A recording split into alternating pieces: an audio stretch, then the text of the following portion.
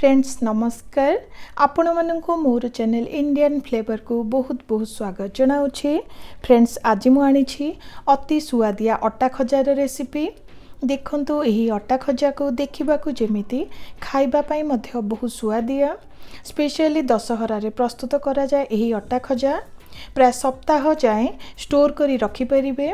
जदि भल लगे गोटे लाइक करिदेवे नुआ थांती तो आगु को नुआ नुआ वीडियो पाई चैनल टी को सब्सक्राइब करने को भूलिबे नहीं। तो चलंतु रेसिपी टी को स्टार्ट करिबा।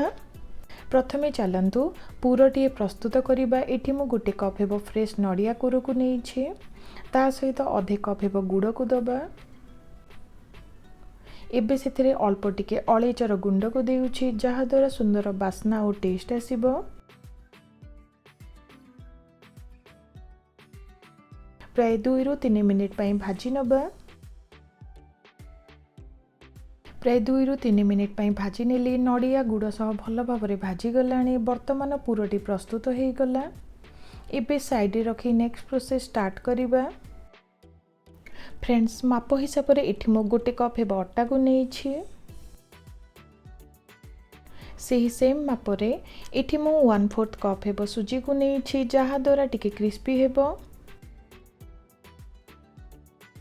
एठी मो चीनी को गुंड करी नहीं छी प्राय 2 चम्मच हेबो चीनी को दबा। टेस्ट में एठी मो अल्प टिके लूण को देउछि।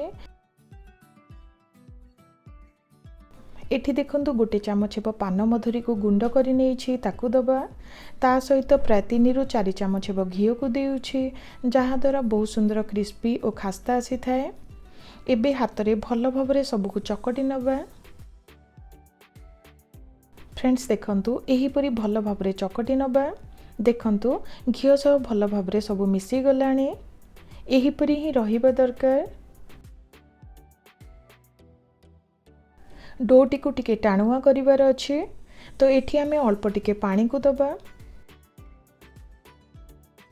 देखंतु अल्प टिके पानी दे टिके टाणुआ करी चकटी नबा। एठी मने रखिबे डोटी टिके पतला हो जाए तो खजा ठीक से प्रस्तुत हेबो नै। सब बेले टिके काठुआ करी चकटी नेबे।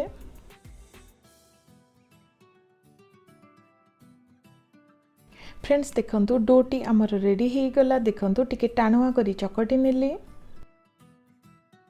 फ्रेंड्स एबे दरकार हिसाब रे आपण मानकु जेते बड़ साइज रो खजा दरकार सही क्वांटिटी रे डो को नेबे।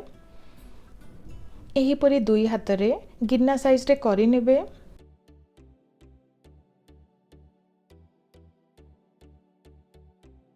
एबे सेथिरे आगुरु जो नडिया पुरटी प्रस्तुत करिथिले ताकू देई दबा।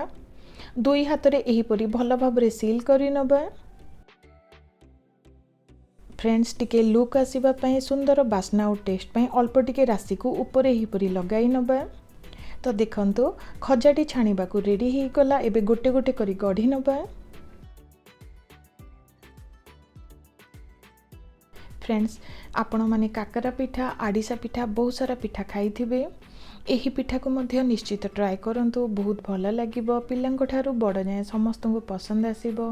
प्राय सप्ताह जाए स्टोर करी रखी परिबे।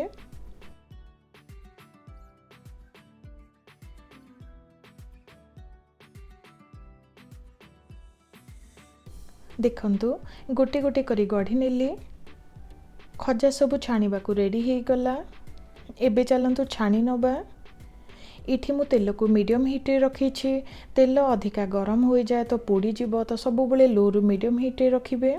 एबे गोटे गोटे करी तेल रे देई दबा। फ्रेंड्स टिके बादामी और क्रिस्पी हेला जाए खजा सब को छाणी नबा। टिके ओलोटाई नबा जहा द्वारा उभय साइड भल भाबरे भाजी परिबो।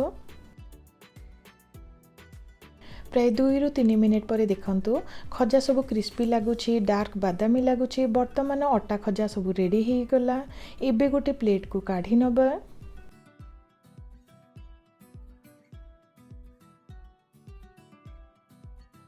तो फ्रेंड्स देखंतु खजा वर्तमान रेडी हे गला। देखिबा को जेमिति खाइबा पाई मध्य बहुत सुआदिया होई छी।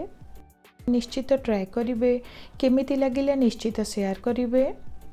जदि भल लगे गोटे लाइक करिदेवे। नुआ थांती तो आगु को नुआ नुआ वीडियो देखिबा पाई चैनल टी को सब्सक्राइब करने को भूलिबे नहीं। रहुछि नमस्कार।